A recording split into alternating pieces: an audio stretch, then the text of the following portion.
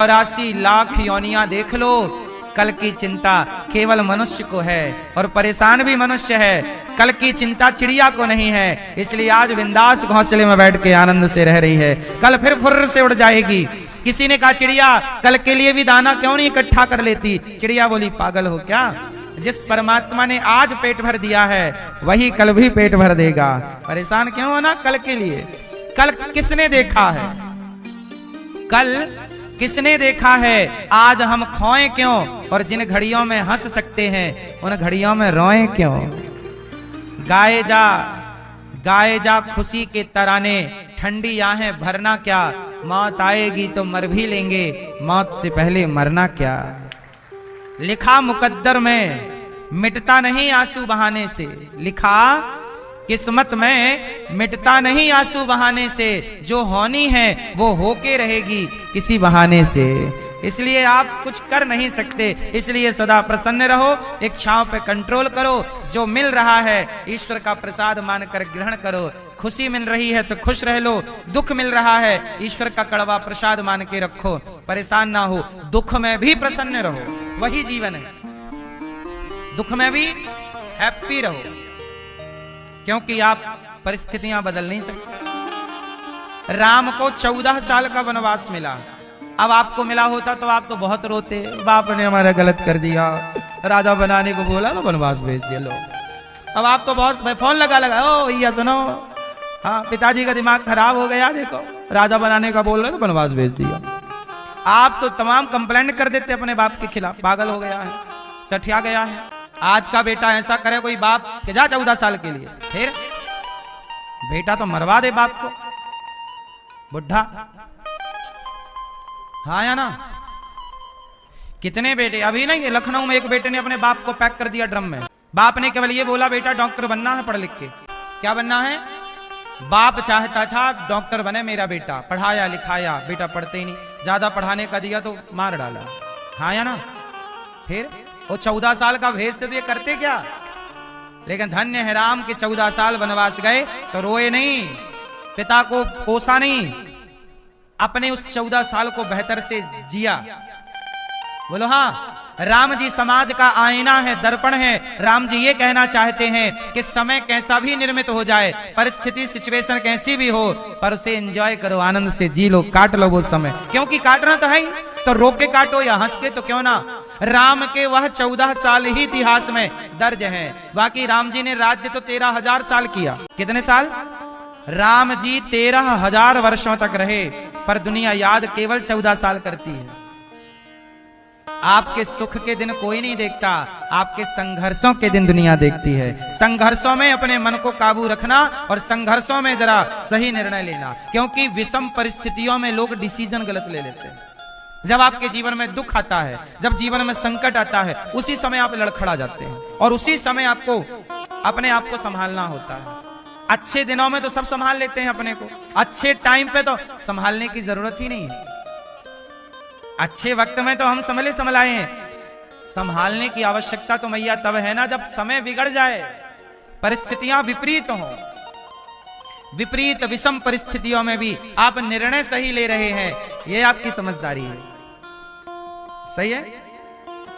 राम जी ने 14 साल में वो निर्णय लिए जिन निर्णयों को आज तक सृष्टि याद करती है, याद करती रहेगी। इसलिए मेरी मां, समय बुरा आए तो घबराना मत, बुरा समय आए और मजबूत होके खड़े हो जाना और शांत रहना। राम कैसे रहे? शांत, प्रसन्न।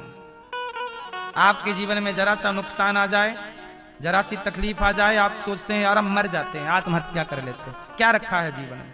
जरा सा संकट क्या आया, जरा सा क्या हुआ कि आप मरने की सोचने लगे? कितने कमजोर हैं आप, और राम कितने स्ट्रांग हैं। राम से सीखा नहीं तो क्या सीखा? जिंदगी में आदर्श राम को नहीं बनाया तो क्या बनाया? इसलिए अपना आदर्श किसे बनाओ? केवल जय श्री राम के नारे मत लगाते रह जाना। राम के जीवन में हर घटना से सीख लो, आदर्श बनाओ राम को और हर बात को सीखो। कितनी गहराई से जीवन जीकर दिखाया भगवान ने कि तुम भी जीना ऐसे, क्योंकि तुम्हारे जीवन में भी वो सारी घटनाएं घटेंगी जो राम के जीवन में घटी थी। बस घटनाएं आज की होंगी, वो त्रेता की थी ये, लेकिन लमसम ध्यान से देखोगे तो घटनाक्रम वही है जो वो था। आपके जीवन में भी कोई सूर्पनखा आएगी, क्यों आई कि नहीं कोई सूर्पनखा? राम के जीवन में एक सूर्पनखा आई, क्या कहती है? ब्याह कर लो, हम बहुत सुंदर हैं। आपके जीवन में भी कोई सुंदरी आके खड़ी होती होगी, आपको आई लव यू बोलती होगी, ये लो हमारा आई लव यू, और आप उसके चक्कर में पड़ गए तो गए काम से। बोलो हाँ।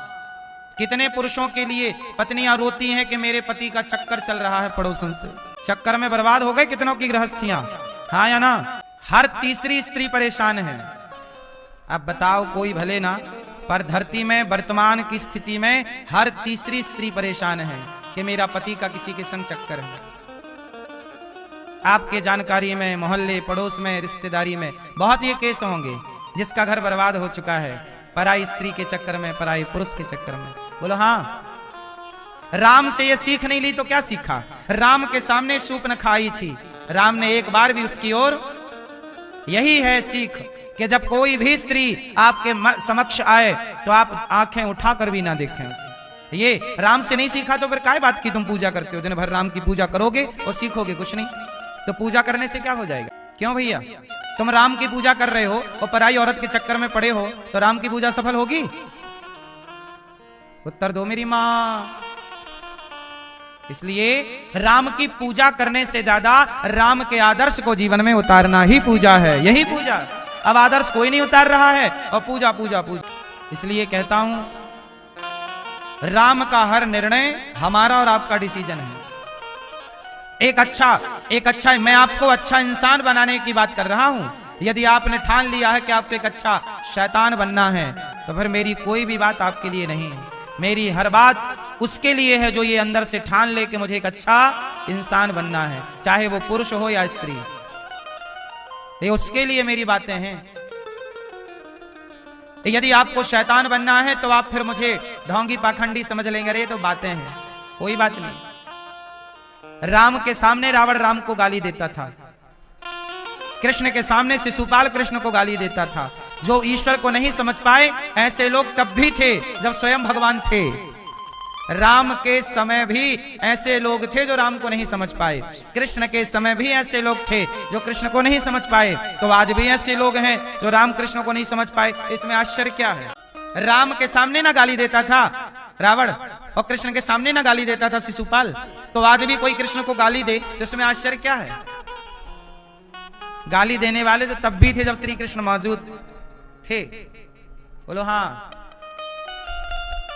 इसलिए मेरी मां, संसार को मैं नहीं समझा पाऊंगा, जितना समझा पा रहा हूं आपको समझा रहा हूं, समझ जाओ तो ठीक है, वरना कोई बात नहीं। इसलिए कहता हूं ये दास अनिरुद्ध जो कहता है वो आपके हित भले के लिए कहता है। हाँ, ऐसे भगवान को हम नमस्कार करते।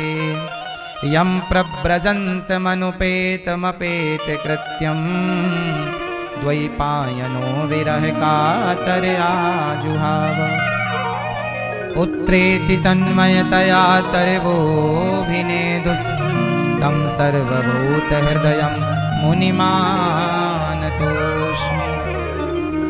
शुकदेव भगवान को प्रणाम किया भागवत जी में। 88,000 संत बैठे हैं और सूत जी आए। सूत जी का स्वागत शौनक आदि ऋषियों ने कहा और कहा, देखो भागवत कहाँ शुरू हुई? 88,000 ऋषियों के बीच में सूत जी, सब शौनक आदि ऋषियों ने सूत जी का वंदन किया, खड़े होकर कहा आपकी जय हो। सूत जी को आसन दिया। शौनक आदि ऋषियों ने कहा कि बताओ हमारा कल्याण कैसे हो? कथा सुनाइए आप। भक्ति ज्ञान विराग आप तो विवेको वर्धते महान। ऐसी कथा सुनाइए कि भक्ति बढ़े, ज्ञान बढ़े, वैराग्य बढ़े। क्यों? एह घोरे कलौ प्रायो जीवश्चा सुरताम गता। इस युग में, कलयुग में प्रायः मनुष्य आसुरी स्वभाव के हो गए हैं। इस कलिकाल में लोग कैसे हो गए हैं भैया? कैसा स्वभाव हो गया है? आसुरी। कितनी भी अच्छी बातें समझाओ, कितना भी दूध दही खाने को दो, पर जाएंगे शराब की दुकान में, है ना? सुअर को कितना भी बढ़िया मखमल का गद्दा दो, इसमें सोना है, रजाई दो, इसको ओढ़ना है, और 56 भोग परोसो, पर वो ढूंढेगा नाला कहाँ है आसपास। कुछ लोग अपने स्वभाव से बंधे हुए होते हैं, सुअर का स्वभाव है। ऐसे ही कुछ लोग भक्ति को छोड़कर, भगवत चिंतन को छोड़कर और गलत रास्ते को चुनते हैं। क्यों मैया? भक्ति को छोड़कर, भगवान के चिंतन को छोड़कर किसे चुना? एक गांव से 2 बच्चे वृंदावन के लिए निकले। बच्चे मतलब जवान लड़के थे, 25 साल के थे, 25-30 साल के बीच की उम्र थी। दोनों जवान, दोनों के अंदर भक्ति का रंग लग गया। दोनों मित्र थे, दोस्त थे। चलो वृंदावन चलते हैं। उस जमाने की बात थी जब ट्रेन व्रेन नहीं चलती थी, रास्ते कच्चे हुआ करते थे, पर दोनों का जुनून था, चलो वृंदावन चलते हैं, भगवान का दर्शन करेंगे, प्रेम से भगवान की भक्ति करेंगे। दोनों चले। चलते चलते चलते चलते कई दिन हो गए। रास्ते में रुक जाते, खा पी लेते, फिर आगे चलते। अब वो वृंदावन के बिल्कुल पास आ गए, मतलब ये समझ लो कि 10 किलोमीटर दूर, बिहारी जी के मंदिर से 10 किलोमीटर दूर। हो गई थी रात, पानी भी थोड़ा गिर गया था, मौसम बदल रहा था, दोनों भीग गए। पर दोनों बोले कि सुनो, 10 किलोमीटर बचा है, रात हो गई है, अब चलो तो सवेरे की मंगला आरती मिल जाएगी बिहारी जी। अब ना रुको, सवेरे का दर्शन हो जाएगा, आए अपन लोग हैं। कि तभी वहां एक गांव में लोग बैठे, अलाव जलाए, आग जलाए बैठे, और वहां एक नचनिया मस्त सुंदर नाच रही थी। तो दोनों दोस्तों ने सोचा कि यार थोड़ा यहां बैठ जाते हैं, ठंडी लग रही है, थोड़ा आग सेक लेते हैं, और ये नाच रही है थोड़ा देख ले। तो एक ने कहा यार हम तो भगवान का दर्शन करने आए हैं, ये नाच रही है, हम इसका दर्शन करने थोड़ी आए हैं। एक ने कहा एक काम करो, रात यहीं रुक जाते हैं, सवेरे तो चल नहीं है। बोला नहीं नहीं, मंगला आरती निकल जाएगी सवेरे की। हाँ चलो, सवेरे की आरती मिल जाएगी अपने को, दर्शन सवेरे 4 बजे का दर्शन हो जाएगा भगवान जी, चलो। बोले नहीं, आज ठंडी है, तबीयत खराब हो जाएगी, कपड़े भी गीले हैं, चलो कपड़े बदल लेते हैं, और आज यहीं मिल गई है आग वाग, बढ़िया सेको, और ये रात भर नाचेगी, जरा इसके संग ठुमका उमका लगाएंगे अपन। एक बोला नहीं, तू बैठ। एक बोला मैं तो बैठूंगा, मेरी हिम्मत नहीं आगे जाने की, ये बहुत सुंदर नाच रही है। दूसरा बोला मैं चला। अब ध्यान से सुनना, एक बैठा रहा नचनिया के सामने, उसका नाच देखता रहा, और दूसरा चला और आ गया सवेरे सवेरे मंगल आरती में, ठिठुरता हुआ आया बिहारी जी के सामने। और बिहारी जी का दर्शन, जैसे ही बिहारी जी के पास आया, उसके मन में भाव बदल गया। उसको लगा यार क्यों आ गया, मैं भी वहीं बैठता तो बढ़िया उसका नाच गाना देखता, सीखता, बढ़िया कितना मस्त नाच रही थी। अब ये उस सुंदरी का स्मरण करने लग गया। वो खड़ा किसके सामने है? भगवान जी के सामने, बिहारी जी के सामने। वो चिंतन किसका कर रहा? उसके गाल कितने सुंदर थे, उसके बाल कितने, कितना अच्छा नाच रही थी, पतली कमर थी, उसका ध्यान कर रहा है, नचनिया का। और वो जो नचनिया के सामने बैठा था, वो धिक्कार रहा है अपने भाग्य, हे भगवान मैं कितना अभागा पापी हूं कि आया था भगवान के लिए और यहां एक चमड़ी की सुंदरता में उलझ गया। वो बैठा नचनिया के सामने और उसका ध्यान बिहारी जी में है, और जो बिहारी जी पहुंच गया उसका ध्यान उस नचनिया में है।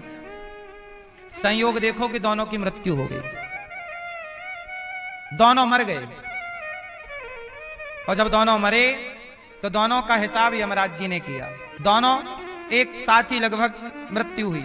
यमराज जी के पास दोनों गए, यमराज जी ने खाता वही टटोला, तो कहा कि जो मंदिर में खड़ा था इसे नरक जाना पड़ेगा, और जो नचनिया के सामने था उसे स्वर्ग, उसे बैकुंठ भेजो।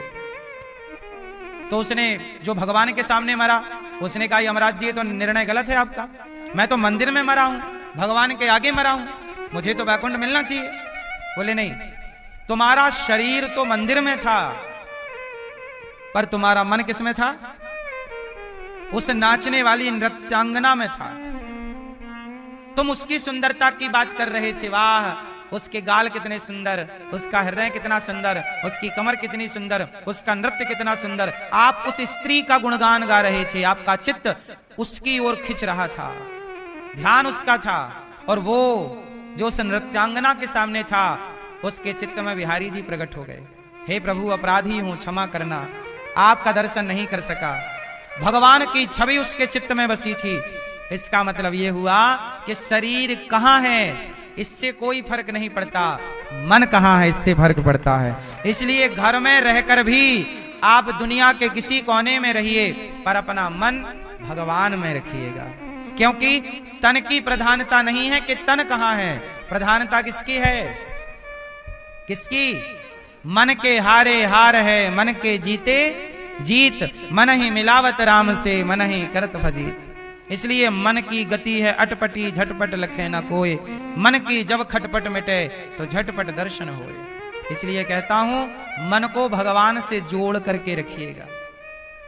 ऐसी कथा सुनाइए कि भक्ति बढ़ जाए। इस घोर कलयुग में प्रायः लोग आसुरी स्वभाव के हो गए हैं, न तन को लगाते भगवान में, न मन को लगाते। आप कुछ तो लगाओ, किसी तरह तो अपना कल्याण करो। सौनक आदि ऋषियों ने कहा हमें ऐसी कथा सुनाइए जिससे कृष्ण की प्राप्ति हो जाए। अच्छा बताओ भगवान की प्राप्ति का उपाय क्या है इस कलयुग में? हाँ बताओ भगवान की प्राप्ति का उपाय क्या है? कैसे भगवान मिलेंगे इस कलिकाल में? भैया मैया मैया क्या बोलती तू? भगवान की प्राप्ति का साधन क्या, कैसे मिलते हैं भगवान? आप जरा हमें उपाय बताओ, हम वही करेंगे जो आप बताओगे। मैया क्या करें कि भगवान मिले बताओ? भक्ति। मैया ओ पंचायती मैया, ओ मेरी माँ। मैया ने एक झोला कथा सुन ली। भक्ति क्या है? भगवान से मिलना है तो क्या करें? सांवरे से मिलने का एक ही है रास्ता। मैया मैया मोबाइल में सर्च करने लग गई कि भगवान की प्राप्ति का रास्ता क्या, गूगल में सर्च कर रही है मैया। सांवरे से मिलने का सत्संग ही बहाना है, चलो सत्संग में चले, हमें हरि गुण गाना है। ये दुनिया वाले क्या जाने, मेरा रिश्ता पुराना है।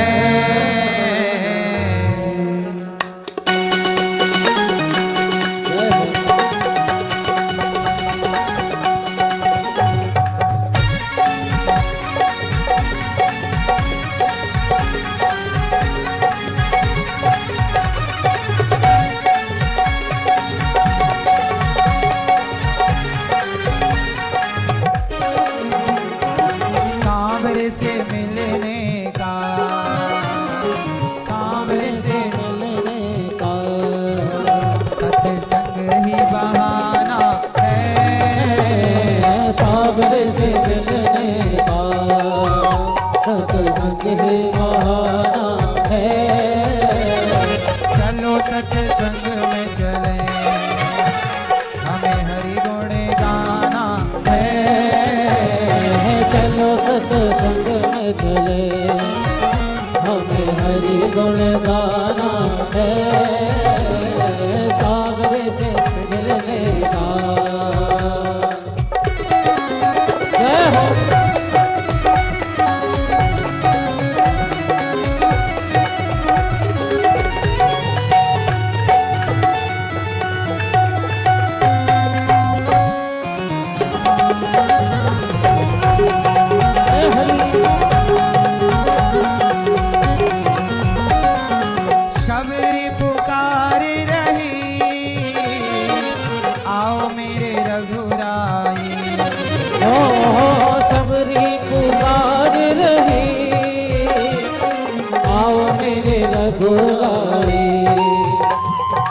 शबरी पुकार रही, आओ मेरे रघुराई। ओ शबरी पुकार रही, आओ मेरे रघुराई। शबरी माँ कह रही है रघुनंदन आओ। खट्टे मीठे बेरों का, खट्टे मीठे बेरों का लगाना है। खट्टे मीठे बेरों का तुम्हें भोग लगाना है। सावरे से मिलने का सत्संग ही बहाना है। सावरे से मिलने का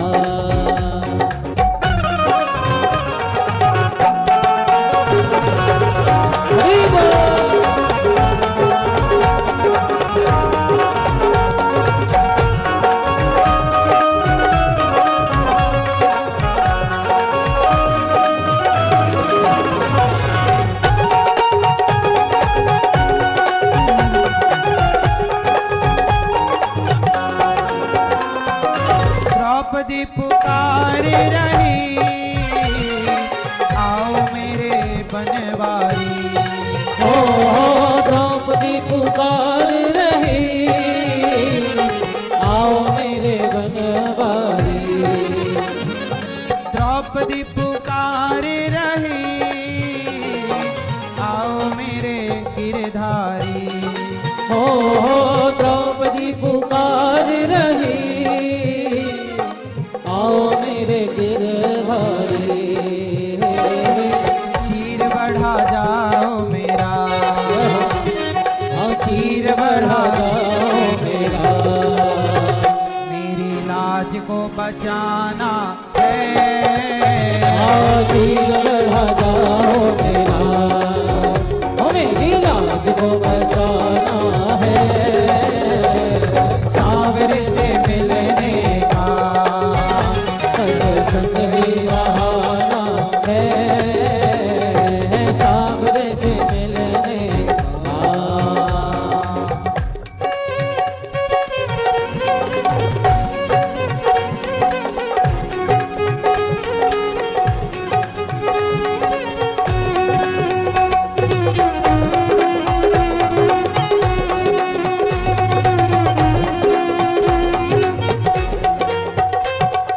मथुरा में ढूंढा तुम्हें वृंदावन में पाया है। ओ मथुरा में ढूंढा तुम्हें वृंदावन में पाया है। मथुरा में ढूंढा तुम्हें वृंदावन में पाया है। हो मथुरा में ढूंढा तुम्हें वृंदावन में पाया है। यमुना की धारा में यमुना की धारा में मेरे श्याम का ठिकाना है। यमुना की धारा में ओ मेरे श्याम का ठिकाना है। सावरे से मिलने का सत्संग ही बहाना है। सावरे से मिलने का सत्संग ही बहाना है। ओ सावरे से मिलने का सत्संग ही बहाना है। सावरे से मिलने का सत्संग ही बहाना है। हो सावरे से मिलने का सत्संग ही बहाना है। दुनिया वाले क्या जाने दुनिया वाले क्या जाने मेरा रिश्ता पुराना है। दुनिया वाले क्या जाने मेरा रिश्ता पुराना है। सावरे से मिलने का सत्संग ही बहाना है। सावरे से मिलने का सत्संग ही बहाना है। सावरे से मिलने का सत्संग ही बहाना है। सत्संग ही बहाना है।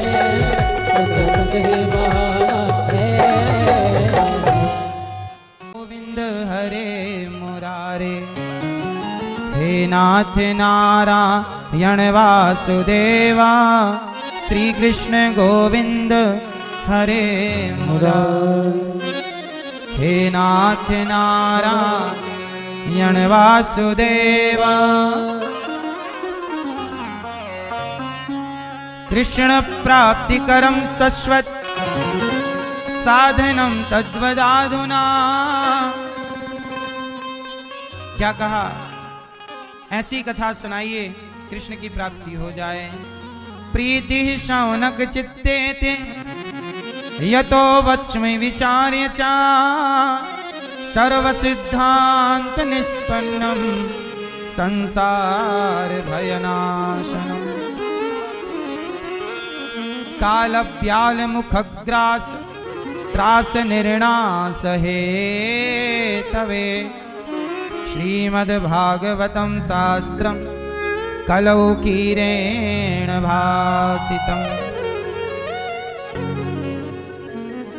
आपको हम कथा का सार सुनाते हैं। सूत जी ने कहा, एक बार देवताओं ने भी भागवत सुनने का प्लान किया। देवताओं के राजा अमृत लेकर के आ गए। सुखदेव जी से कहा, ये अमृत आप ले लो। कौन सा अमृत ले लो? कौन सा अमृत? स्वर्ग का अमृत आप ले लो और कथा का अमृत आप हमें दे दो। कौन सा ले लो, कौन सा दे दो? स्वर्ग का अमृत आप परीक्षित को पिला दो, इंद्र ने कहा। और ये जो कथा परीक्षित सुन रहे हैं, कथा का अमृत, ये हमें पिलाओ। एवं विनिमये जाते सुधाराज्ञा प्रपीयताम् प्रपास्यामो वयं सर्वे श्रीमद्भागवतामृतम्। सुखदेव जी ने कहा, परीक्षित जी लोगे, पियोगे स्वर्ग का अमृत? परीक्षित जी ने कहा, ना हमें नहीं पीना। फिर क्या पियोगे? कथा। तब कथामृतम तप्त जीवनम। हमें कथा ही पीनी है, कथा का अमृत चाहिए, स्वर्ग का अमृत नहीं चाहिए। सोचो, भागवत के सामने परीक्षित जी ने स्वर्ग के अमृत को ठुकरा दिया, नहीं चाहिए, ले जाओ। क्यों? क्योंकि स्वर्ग का अमृत पी लोगे तो स्वर्ग मिलेगा, भागवतामृत पी लोगे तो भगवान मिलेंगे। अब भगवान ही मिल गए तो अमृत का करोगे क्या? इसलिए घाटे का सौदा ना करना। इसलिए कहता हूं कि भागवत सुना करो। अपने माता पिता को भी भागवत सुनवाओ, पूर्वजों को भी भागवत सुनवाओ।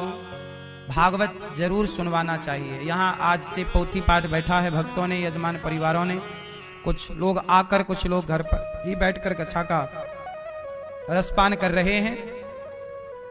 यहाँ बड़े व्यवस्थित ढंग से ब्राह्मणों के द्वारा भागवत जी के पोथी पाठ होते हैं। आप भी अपने पितरों के लिए भागवत जी का अनुष्ठान करा सकते हैं और अपने कल्याण के लिए ये सब कार्य। अभी आगामी भागवत जी के पोथी पाठ होंगे, तो आप भी अपने माता पिता पूर्वजों के लिए जो भी आप चाहें पोथी पाठ करा सकते हैं। 23 मार्च। प्रिय भक्तों, सुखदेव भगवान परीक्षित जी से कहते हैं कि आप पियोगे अमृत। एक बार भागवत सुनने के लिए देवर्षि नारद जी ने भी, नारद जी सारे तीर्थों का भ्रमण करते हुए एक बार बद्री विशाल पहुंचे।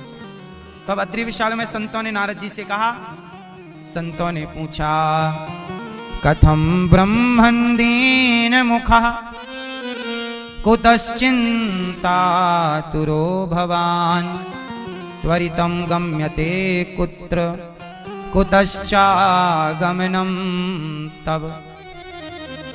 नारद जी से पूछा, परेशान, नारद जी भागे जा रहे हैं, परेशान हैं। संतों ने कहा, क्यों भाई, क्या हुआ? कथम ब्रह्मन् दीन मुखः, ये मुख आपका कैसा हो गया, उदास? नारद जी ने कहा, मैंने सारे तीर्थों का भ्रमण किया।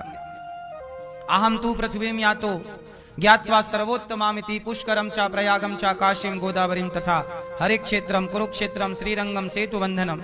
नारद जी बोले, मैं सारे तीर्थों में गया, परंतु ना पश्यम कुत्र मिच्छर्म मनः संतोष कार्यक्रम। कलयुग में शांति नहीं है। मैंने सारे तीर्थों का भ्रमण किया पर शांति नहीं मिली। संतों ने कहा कि शांति बिना भागवत के थोड़ी होगी। आप कितना भी जप तप तीर्थ कर लो, पर यदि सत्संग नहीं करते तो परेशान फिर भी रहोगे। इसलिए थोड़ी सा सत्संग करना सीखिए, संतों की वाणी सुनना सीखिए। हम तो आप सबको प्रणाम करते हैं कि आज के कलयुग में भी आप जैसे भक्त हैं जो भगवान की कथा सुनने के लिए बैठे हैं। वरना आज कहाँ लोग कथा, टाइम कहाँ है लोगों के पास। भागम भाग की जिंदगी है, भागते जा रहे हैं, काम काम काम। जब तलक रहेगी जिंदगी फुर्सत न होगी काम से, कुछ समय ऐसा निकालो कि प्रेम कर लो शाम से। भगवान के लिए समय है नहीं, निकालना पड़ता है। नारद जी बोले मैं सारे तीर्थों में गया, पर क्या सत्यम नास्ति तपः शौचम दया दानम न विद्यते। उदरम भरिणो जीवा वराकाः कूटभाषिणः मंदः सुमंद मतयो मंद भाग्यायुपद्रुताः पाखंड निरताः संतो विरक्ताः सपरिग्रहाः। तरुणी प्रभुता गे हे शालको बुद्धिदायकः कन्या विक्रीणो लोभा दंपत्तीनां च कल्पनम्। न योगी न विशुद्धो वा न ज्ञानी सत्क्रियो नरः। कलयुग है, कलयुग में क्या है? सत्यम नास्ति। कलयुग में किस चीज की कमी है? सत्य की। सत्य नहीं बोलते लोग, दिन भर में 50 झूठ बोलेंगे और 2 सच बोल देंगे तो ढिंडोरा पीटेंगे हम बहुत बड़े सत्यवादी हैं, और जो झूठ बोला उसकी कोई गिनती नहीं। सत्यम नास्ति। इसलिए कहता हूं कि झूठा जीवन ना जिया करो, बिंदास सच के संग रहा करो। सच बोलने में आनाकानी नहीं किया करो, सच बोल देना चाहिए। सच बोलने में कोई दिक्कत नहीं। सच नहीं बोल पाए इसलिए महाभारत हो गया। भीष्म पितामह चुप रह गए। बोलो हाँ, चुप रहना अच्छी बात है, पर वहां चुप रहना पाप है जहां बोलने की जरूरत है। पितामह को बोलना था ना, दुशासन को 2 थप्पड़ जमाना था, कपड़े उतारता, ले नहीं बोले, नहीं एक्शन लिया। महाभारत। जहां बोलना है वहां जरूर बोलिए, और जहां नहीं बोलना वहां मत बोलिए। आप उल्टा करते हैं, जहां नहीं बोलना वहां कूद जाते हैं, और जहां चुप रहना है वहां बोलते हैं, जहां बोलना है वहां मौन कर लेते हैं। कलयुग में उदरम भरणो जीवा। आजकल लोग केवल पेट भरने में लगे हुए हैं। धर्म कहां जा रहा है, सत्य कहां है, आपका जीवन कैसा है। इसलिए आपको थोड़ा सा ध्यान देना चाहिए अपने ऊपर। पैसा कमाना बुरा नहीं है, पर जो रोटियां आप खा रहे हैं वो सच की हैं कि झूठ की हैं, मेहनत की है कि नहीं। क्यों? आप लोग जो पैसा कमाते हैं, बताओ वो पैसा ईमानदारी का है कि बेईमानी का है। जितना प्रॉफिट लेना चाहिए उतना ही ले रहे हैं कि लोग अंधाधुंध ले रहे हैं। डॉक्टर को पता है कि ये दवाई 2 रुपए की है, डॉक्टर को पता है कि इलाज 1000 रुपए का हुआ, पर बिल 10,000 का हो जाता है। सबके लिए हम नहीं बोल रहे हैं, पर ऐसा है। आपको नॉलेज नहीं है तो सामने वाला फायदा उठा लेता है कि इसको तो ज्ञान है नहीं, चलो। पर चलो हमें ज्ञान नहीं है, ईश्वर को तो ज्ञान है। जब ईश्वर हिसाब लेने बैठेगा तो कहां से दोगे ये 10,000 का हिसाब। इलाज तो तुमने 1000 रुपए का किया, दवाई अवाई दी वो तो इस रेट की थी। सामने वाला बुद्धू मिल गया, अनपढ़ मिल गया तो तुमने चूना लगा दिया। लेकिन छोड़ो, मेरे मालिक की दुकान में सब लोगों का खाता। आप कपड़ा खरीदने जाते हो, आपको पता ही नहीं होता कपड़ा किस रेट का है। 10 रुपए का है तो 100 रुपए का पकड़ा दिया। प्रॉफिट कमाना चाहिए। व्यापार करने बैठे हो, प्रॉफिट के बिना कैसे होगा। मुनाफा जरूर लीजिए, उचित मुनाफा लीजिए। पैसा ही तो चाहिए रोटी खाने के लिए, गृहस्थी चलाने, उतना ठीक है। आजकल लोग कमा रहे हैं, बताओ किसके लिए? बोलो जोर से। आजकल लोग पेट के नाम से कमा रहे हैं। पेट के लिए नहीं कमा रहे हैं, पेट भरने के लिए नहीं कमा रहे हैं, तिजोरियां भरने के लिए कमा रहे हैं। जिन बच्चों के लिए आप कमा रहे हैं, आपके मर जाने के बाद जिस आपने पाप करके, झूठ बोल के जो जमीन जायदाद बनाई, छल कपट करके घर बनाया, आपके मर जाने के बाद आपकी आने वाली पीढ़ी उस घर में आपकी फोटो भी नहीं लगाएगी। जिस घर के लिए आप मरते रहे, जिसके लिए आप पाप करते रहे। इसलिए साहब, घर बनाओ, पैसा कमाओ ईमानदारी से। बच्चों को काबिल बनाओ, बेटा तुम भी ईमानदारी से कमाओ। सच बताओ, चिड़िया ईमानदारी से खाती है कि बेईमानी से? जोर से। क्या बेईमानी का खाना चिड़िया जानती है? शेर ईमानदारी का खाता है कि बेईमानी का? बोलो। अपना शिकार खुद करता है। कई बार शिकार के टाइम उसे चोट लग जाती है, मर भी जाता है शेर। ईमानदारी का हर योनि 84 लाख योनियां देखिएगा, सब ईमानदारी का खाते हैं। एक इंसान है जो बेईमानी का खाना चाहता है, किसी का 5000 रुपए ले लेता है तो लौटाने का नाम नहीं लेता, खुद बेईमानी कर रहा है, जैसे वो बस चोरी कैसे भी करके खाना चाहता है। ये क्या कमाए? बेईमानी से कमाए, बेईमानी से किया तो क्या? अरे ईमानदारी से कमाओ, खाओ, बेईमानी ना हो। पहले के लोग डरते थे बेईमानी करने से, ईश्वर को तो जवाब देना पड़ेगा। आजकल कोई बेईमानी करने से नहीं डरता। हाँ, हर जगह बेईमानी हो गई है। अच्छा ये बताओ, पढ़ा लिखा आदमी 50,000 1 लाख रुपया नौकरी पाने वाला आदमी रिश्वत उससे लेता है जो मजदूर है। सच बताओ, जो 1 लाख रुपए कमा रहा है वो व्यक्ति 1 लाख रुपए महीने का कमाने वाला रिश्वत उन लोगों से ले रहा है जो महीने के 8,000 10,000 12,000 कमा रहे हैं। बोलो सही है ये बात की गलत है? अब मुझे बताओ कि 10,000 रुपए महीना कमाने वाला 1 लाख रुपए महीना कमाने वाले को रिश्वत देता है, और 1 लाख रुपए कमाने वाला उस पैसे से जाकर अपने बच्चे को चॉकलेट टॉफी खिलाएगा तो वो चॉकलेट टॉफी उनके बच्चों को पचेगी? सही साहब, बद दुआएं ना कमाना, दुआएं कमाना। सरकार दे रही है लाख रुपए 50,000, खुश रहो ना। 500 रुपए इससे, 1000 उससे, क्यों बेईमानी करनी? हमारे देश में ये भ्रष्टाचार ना हो तो कितना अच्छा हो, ईमानदारी से सब काम हो तो कितना अच्छा हो। ये पाप तुम्हें नरक ले जाएगा। ये पाप करके जो तुम बच्चों के लिए बना के जा रहे हो ना, बच्चों को अच्छे संस्कार देते तो ये सब करने की जरूरत ही नहीं पड़ती। कफन में जेब नहीं होते, आप चाहो तो बनवा लेना। ये जो जोड़ रहे हो किसके लिए, सोचिएगा जरूर। अनिरुद्धाचार्य मरेगा, बताओ हम क्या लेकर जाएंगे? बच्चों को संपत्ति क्यों देना है? बच्चों को संस्कार दो, कमा के खाने का टैलेंट दे दो। तुम कमाओ खाओ, हमने संस्कार दे दिया, टैलेंट दे दिया, कमाओ। संपत्ति का क्या करें? समाज की सेवा। इसलिए दास अनिरुद्ध वृद्ध माओं की सेवा करता है। हम हर त्योहार अपनी माओं के साथ मनाते हैं। कल होली भी हमने माओं के साथ मनाई। यहां देखो माओं की सेवा होती है, इन वृद्ध माओं की खुशी। अभी 2-3 दिन पहले, होली के पहले, एक बेटी अपनी माँ को लेके आई, बोली महाराज जी हमारी माँ को रख लो। दामाद भी आया, बेटी दामाद अपनी माँ को छोड़ के चले गए। क्यों छोड़ के चले गए? बोले लड़की के सास ससुर लड़की के माँ बाप को रखना नहीं चाहते, दामाद भी नहीं रखना चाहता, छोड़कर चले गए। बूढ़ी माँ है, एक माँ को जो बूढ़ी है उसे तुम 2 रोटी ना खिला पाए। ऐसी बेसहारा माओं के होंठों पे मुस्कान भरने का प्रयास ये दास अनिरुद्ध करता है। और इन वृद्ध माओं के लिए ही आपसे भिक्षा मांगता हूं कि थोड़ा थोड़ा आप भी अन्नदान कीजिएगा, ताकि आप भी इन माओं को भोजन करा सकें। आज का भोजन आप करा सकते हैं, माओं को तो जरूर कराइएगा।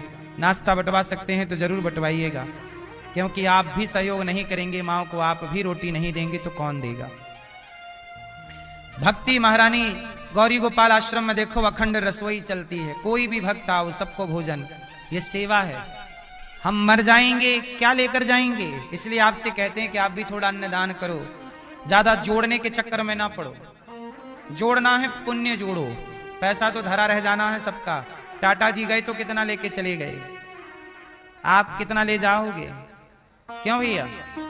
अच्छे कार्य करना चाहिए, पैसे कमाने चाहिए, पैसा कमाना चाहिए सबको, और पैसे से समाज की। अभी हमारे मन में एक विचार है कि हम अभी आज ही गौरी गोपाल विद्यालय हम बनाना चाहते हैं। आज ही उसकी ड्राइंग तैयार हुई है, आधा काम ड्राइंग का हो गया है, कागजी कार्यवाही हो गई है, कुछ कुछ और बाकी है। जैसी कागजी कार्यवाही हो जाएगी, नक्शा पास होने का दे दिया है, अब सरकारी काम नक्शा पास हो जाए फिर गौरी गोपाल विद्यालय बना रहे हैं, जहां बच्चों को निःशुल्क पढ़ाएंगे। क्या पढ़ाएंगे? कक्षा 1 से लेकर 12वीं तक, CBSE बोर्ड, और निःशुल्क। आप लोगों से भिक्षा मांग मांग कर बच्चों को पढ़ाएंगे। बताओ ये सही है कि गलत है? तो आप भी साथ दीजिएगा।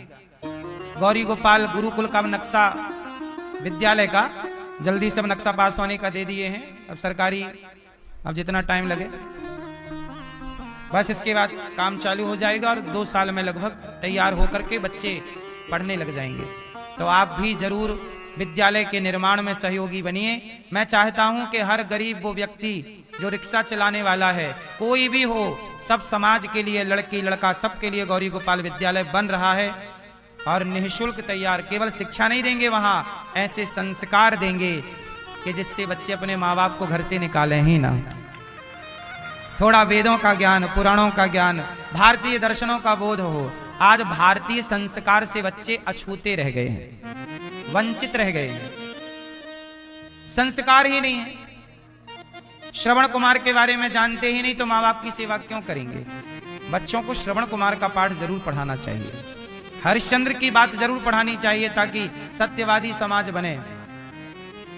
इसलिए मेरी माँ, शिक्षा फ्री होनी चाहिए, इस पर यह दास अनिरुद्ध काम कर रहा है। सीबीएसई बोर्ड की शिक्षा सबको निःशुल्क प्राप्त हो। आप सब सहयोग और आशीर्वाद देंगे तो कार्य होगा। अभी भी गौरी गोपाल गुरुकुल में 150 बच्चे पढ़ते हैं, पास में ही गुरुकुल है। हमारे 150 गुरुकुल में बच्चे हैं, उन बच्चों का रहना, खाना, पढ़ना, लिखना सब फ्री है। ये बच्चे हैं, ये 1 क्लास के बच्चे हैं, ऐसी 3 क्लासें हैं। तो गौरी गोपाल गुरुकुल में लगभग 150 बच्चे हैं। आप भी गौरी गोपाल गुरुकुल में बच्चों को भोजन करा सकते हैं, ये भी निःशुल्क है। बच्चों का रहना, खाना, पढ़ना, लिखना सब निःशुल्क। हम शराब पी के पैसा नहीं बर्बाद करना चाहते, हम समाज को मरने से पहले कुछ देना चाहते हैं। ये धरती ने हमें जन्म दिया है, हमने इस धरती का अन्न खाया है, भारत की भूमि पे जन्म लेके हमने भारत के ऋणी हुए हैं, तो इस भारत माता को लौटा के जाएंगे कुछ ना कुछ, फिर मरेंगे शान से। केवल लिया ही लिया है और दिया नहीं और मर गए तब तो हम चोर कहलाएंगे। हम भारत माता के क्या कहलाएंगे? चोर। माता से लिया है, इस माटी से लिया है तो लौटाओ ना। क्यों जी, लौटाना चाहिए कि नहीं? सोचिए, हम लोग माटी से भी लेते हैं तो लौटाने का प्रयास, माटी का भी ऋण मानते हैं हम लोग, ये मिट्टी का भी हमारे ऊपर ऋण है। हम सनातनी कितने श्रेष्ठ विचारधारा के हैं, हम अपनी माटी को भी प्रणाम करते हैं कि हमारी माटी है, जिस माटी में हम खेले खाए, जननी जन्म भूमश्च स्वर्गादपि गरीयसी।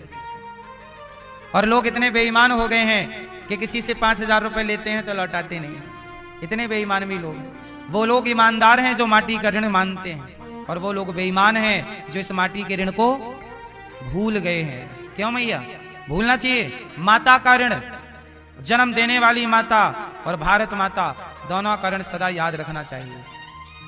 हाँ या ना? राष्ट्र प्रेम ही सबसे बड़ा प्रेम है, राष्ट्र भक्ति ही सबसे बड़ी भक्ति है। जरूरी नहीं है कि मैं सेना में भर्ती होकर राष्ट्र की सेवा करूं, मैं समाज से भिक्षा मांगकर बच्चों को पढ़ा लिखा कर संस्कारवान बनाऊं, योग्य बनाऊं, ये भी तो राष्ट्र भक्ति है, नहीं है? गौरी गोपाल रसोई चल रही है, 30,000 लोग पर डे भोजन कर रहे हैं, क्या ये राष्ट्र भक्ति नहीं है? बोलो। सबकी सेवा, भोजन कराना। आज के युग में आपके घर में 4 मेहमान एक्स्ट्रा आ जाएं तो आपका बजट बिगड़ जाता है, लेकिन गौरी गोपाल में 25 से 30,000 लोग पर डे भोजन करते हैं, अखंड रसोई चलती है। ये राष्ट्र की सेवा नहीं है? इसलिए आप भी गौरी गोपाल आश्रम में जो अखंड सेवाएं हैं जरूर जोड़िएगा। नारद जी कहते हैं कि महाराज भक्ति का दुख दूर कैसे होगा? बोले भागवत सुनवाओ। नारद जी ने जब भक्ति को भागवत सुनवाई तो भक्ति का दुख दूर हो गया। यत् फलम नास्ति तपसा न योगेन समाधिना तत्फलम लभते सम्यक कलौ केशव कीर्तना। कलयुग में केवल कीर्तन मात्र से, भगवान की कथा मात्र से व्यक्ति पाप मुक्त हो जाता है। भक्ति महारानी को भागवत सुनवाई गई, भागवत सुनते ही भक्ति महारानी तरुण, भगवान के भागवत सुनते ही बड़े प्रेम से भक्ति महारानी के पुत्रों का ज्ञान वैराग्य का दुख दूर हो गया और भक्ति महारानी कीर्तन करने लग गई। श्री कृष्ण गोविंद हरे मुरारी नाथेति नामानि मोहर बदंती। कहां बैठूं? जाओ भक्तों के मन मंदिर में, हृदय में जाकर के बैठ जाओ। नारद जी ने सनकादियों से एक सवाल किया, महाराज ये बताओ कि कोई पापी व्यक्ति क्या भागवत सुन के मुक्ति पाएगा? पुण्यात्मा तो भागवत सुन के मुक्ति पा जाएगा। क्या पापी व्यक्ति भागवत सुन के मुक्ति पाएगा? बोले हाँ। ये मानवः पाप कृतस्तु सर्वदा सदा दुराचार रता विमार्गिगाः क्रोधाग्निदग्धः कुटिलाश्च कामिनः सप्ताह यज्ञेन कलौ पुनन्ति ते सत्येन हीनाः पितृमातृदोषकाः कृष्णाकुलाश्चाश्रम धर्मवर्जिताः ये दाम्भिका मत। अब देखो, सत्येन हीना, जो व्यक्ति सत्य से हीन हो गया है, जो मातृ पितृ ऋण भूल गया है, जिसने माँ बाप की सेवा भी नहीं की, वो पापी भी भागवत सुनेगा तो वह मुक्त हो जाएगा भागवत सुनकर। माना की गलतियां हो गई, माना की पाप हो गया, अब हो गया तो क्या करें? भोगना पड़ेगा। कोई उपाय है बच जाएं? हाँ, भागवत सुन लो, बच जाओगे। भागवत सुन लो, बच जाओगे। भाई सांप ने डस लिया, अब क्या उपाय है? डस ही लिया, जल्दी हॉस्पिटल पहुंचो, समय से हॉस्पिटल पहुंच जाओगे तो बच जाओगे, और लापरवाही करोगे तो मर जाओगे। ऐसे पाप ने डस लिया है, सांप का डसा हॉस्पिटल जाए और पाप का डसा भागवत सुने। भागवत सुनेंगे तो मुक्ति मिलेगी, जैसे सांप का डसा भी बच जाए, ठीक ठीक इलाज मिल जाए तो। बोलो हाँ। कितना भी बड़ा सप्ताह यज्ञेन कलौ पुनन्ति ते, बड़ा सा बड़ा महापापी हो। देखो, मदिरापान 5 महापाप होते हैं, 5 महापाप होते हैं। कौन कौन?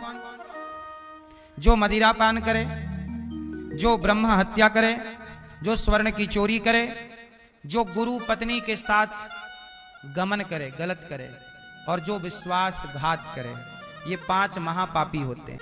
ऐसे महापापी भी भागवत सुने, जो क्रूर हों, छल करने वाले हों, जो पापी से पापी गौ हत्या का पाप जिन्हें लगा है, ऐसे व्यभिचार किया है, पर स्त्री गमन करके पाप किया, कैसे भी पापी हो, सप्ताह यज्ञेन कलौ पुनन्ति ते, भागवत सुन के पवित्र हो जाएंगे। कितना भी गंदा सोना हो, कितने भी मिलावटी वाला सोना हो, भट्टी पे डाल दीजिए, पवित्र हो जाएगा। आग क्या करती है? सोने को शुद्ध कर देती है। जैसे अग्नि सोने को शुद्ध कर देती है, ऐसे भागवत पापी से पापी को भी पवित्र कर देती है। इसलिए भागवत जरूर सुनना चाहिए। इसलिए हम कहते हैं अपने माता पिता पितरों को भागवत जीते जी जरूर सुनवाओ। अपराधी कौन नहीं है, पापी कौन नहीं है। ये दास अनिरुद्ध, मैं स्वयं महीने में 2 भागवत जी सुनता हूँ, 2 भागवत जी के पाठ हमेशा कराता हूँ 12 महीने। क्योंकि हमसे भी जाने अनजाने में हम रास्ते में चलते हैं, चींटी मर जाती है, गाड़ी के नीचे मेंढक मर जाता है, कई बार कुत्ते बिल्ली मर जाते हैं जब आप गाड़ियों से चलते हैं। हमने जानकर थोड़ी पाप किया है, पर पाप से हम बच थोड़ी सकते हैं कली काल में। पाप से कौन बचेगा? कुछ पाप जाने, कुछ पाप अनजाने में होते ही हैं। तो वो पाप से बचने के लिए, जैसे बारिश से बचने के लिए छाता जरूरी है, ऐसे पाप से बचने के लिए भागवत जी की छत्र छाया जरूरी है। इसलिए समय निकालकर भागवत जरूर सुनना चाहिए। भागवत जी के पोथी पाठ जिन लोगों ने कराए हैं, आप सब बड़े साधुवाद के पात्र हैं। और अभी 23 मार्च को फिर होगा, आप भी करा सकते हैं। अब यहां पर नारद जी ने कहा, महाराज आपने कह तो दिया कि पापी तर जाएगा, पहले ये बताओ कोई पापी भागवत से तरा? बोले हाँ। एक पंडित जी थे, उनका नाम था आत्मदेव, उनकी पत्नी का नाम था धुंधली देवी। उनके कोई संतान नहीं थी, बड़ी पूजा पाठ जप तप किया, बेटा नहीं हुआ, लगा कि भगवान ने नहीं दिया। आत्मदेव जी ने एक दिन संत जी से कहा, महाराज आप तो साधु हो, बताओ हमारे पुत्र कब होगा? संत जी ने कहा कि हम तेरे भाग्य की रेखाएं देख रहे हैं, 7 जन्मों तक कोई संतान नहीं। चरणों में गिर पड़े, आत्मदेव जी महाराज ऐसा कष्ट ना दो, हमें पुत्र चाहिए। लोग बड़ा ताना मारते हैं कि तेरे तो बेटा नहीं। धिक जीवितम प्रजाहीनम धिक ग्रहम चा प्रजा बिना, हम मर जाएंगे आपके चरणों में सिर पटक पटक के। आप तो संत हो, एक पुत्र की कामना है। संत ने कहा ठीक है, ये फल दिया। बोले पत्नी को खिला देना, पुत्र जरूर होगा। पर सुन, बेटे से सुख मिलता नहीं है। तू बेटा बेटा की जिद लिए बैठा है, बेटे से सुख नहीं मिलता। आप लोग कहते हैं ना बेटा हो जाएगा बड़े सुखी। अच्छा भगवान करे आपके खूब बेटा हो, हर साल एक बेटा हो, क्या दिक्कत है। लेकिन बेटों से सुख है नहीं। आप पड़े हो पीछे तो हम क्या करें, संसार की माया मैया ऐसे ही है। बेटों के लिए लोग मरते हैं लेकिन बेटों से सुख है नहीं। क्या कहते हो आप, बोलो। बेटा राम जैसा भी हो जाए ना तुम्हारा, तो राम जैसे बेटे से सुख नहीं मिलेगा। दशरथ जी के बेटे थे तो राम कहां सुख मिला, तड़प तड़प के मरना पड़ा। कृष्ण जैसा बेटा था तो देवकी और वसुदेव जी का जेल में हथकड़ियां पड़ी हैं। कृष्ण जैसा बेटा पाकर भी मां बाप को दुख है। राम जैसा बेटा पाके भी कौशल्या रो रही है। कौशल्या माता जैसा दुख किस माता को मिला होगा। इसलिए बेटों से सुख की उम्मीद जो आप करते हैं, ये उम्मीद ही आपको दुख देती। इसलिए कहता हूं, भगवान करे आपके बच्चे हों, बेटा हो, पर उम्मीद बेटे से ना करिए। बेटे को पढ़ा लिखा के योग्य बना दो, और पीछे पीछे क्यों भागना बच्चों के। बुढ़ापे में हमारा साथ देगा। बेटे का साथ क्यों चाहिए। जितना बेटे से उम्मीद है, इतना भगवान से उम्मीद